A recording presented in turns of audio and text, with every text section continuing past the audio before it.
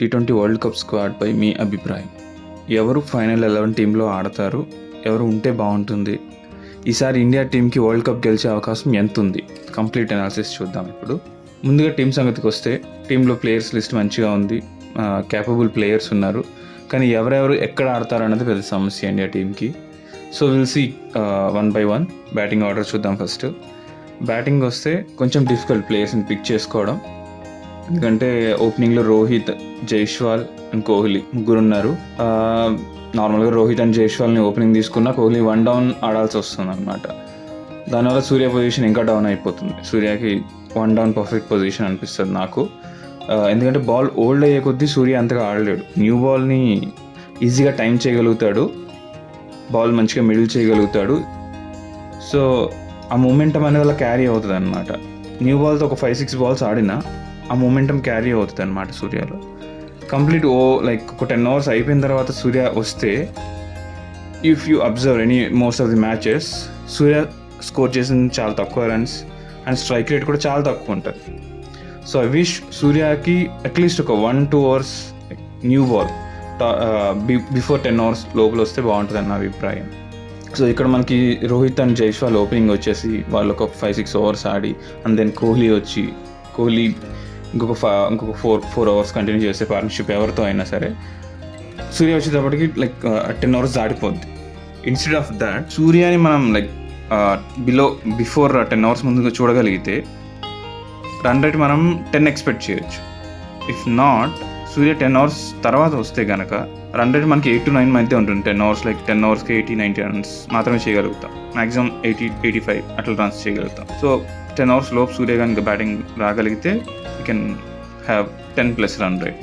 That's a good thing. So in that case I pick Rohit and Kohli as openers instead of Jaiswal. Jaiswal form కూడా అంత లేదు ఈ IPL సీజన్లో. So I'll pick Rohit and Kohli as openers. And then 1 down, Surya. Next we have Samson and Pant. So I'll pick Samson first instead of Pant. His batting style stands, clean hitting. I think second down, 4th position is perfect place for Samson to come in.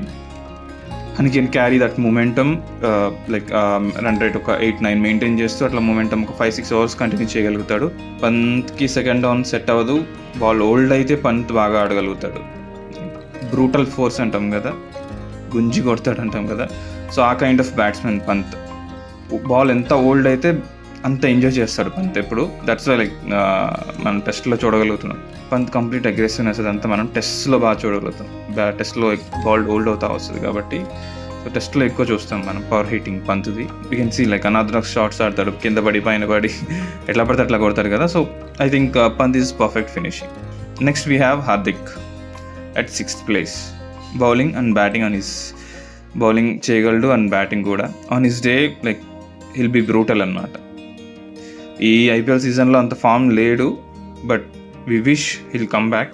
10-20 balls బ్యాటింగ్ చేయగలిగిన 30-40 runs. That's a good thing for Indian team. And bowling is a good option. మంచి bouncers వేయగలడు, middle overs మంచిగా వేయగలుగుతాడు, pace maintain చేస్తాడు and bouncers మంచిగా వేస్తాడు. So is good pick for the team. ఎవరేమన్నా సరే has to be in the team at position 6 as a proper bowling allrounder. So దూబేని ఎందుకు పిక్ చేసుకోవట్లేదు అంటే కొన్ని డ్రాబ్యాక్స్ ఉన్నాయి. క్విక్కర్స్ పేస్ 140+ వేయగలిగితే దూబే ఆడడం చాలా కష్టం అయిపోద్ది. మంచి కరెక్ట్ బాల్ 1-2 పడ్డా we can get him easily అనమాట. సో క్రీజ్లో ఫాస్ట్గా మూవ్ అవ్వలేడు. ఫిట్నెస్ అండ్ బౌలింగ్ అసలు చేసి దూబే కంటే కూడా హార్దిక్ బెటర్ అనిపిస్తుంది 5th position. Next we have Jadeja Akshar for 7th place. ఇక్కడ కొంచెం కాంపిటీషన్ ఉంది. IPLలో అక్షర్ మంచిగా ఆడుతున్నాడు, కానీ జడేజా టీంలో ఉంటే ఎనర్జీ వేరే. So pick Jadeja that any doubt. Fielding wise Jadeja కొంచెం ఎడ్జ్ ఉంది అండ్ బౌలింగ్ వైజ్ కూడా జడేజా కొంచెం ఎడ్జ్ ఉంది. వెరస్ బ్యాటింగ్ అక్షర్ మంచిగా ఆడుతున్నాడు.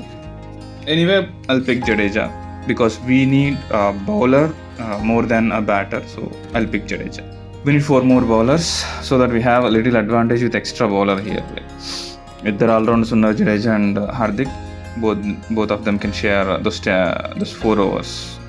For that 8th place, we have Chahal and Kuldeep. Recent times lo Kuldeep manchi spells vestunnadu and chala better ayyadu. Chahal anta form lo ledu and runs kuda baga istunnadu. So I'll pick Kuldeep as a rest spinner for the team. Next coming to the pacers, Bumrah, Siraj, Harshdeep 9, 10 and 11th places.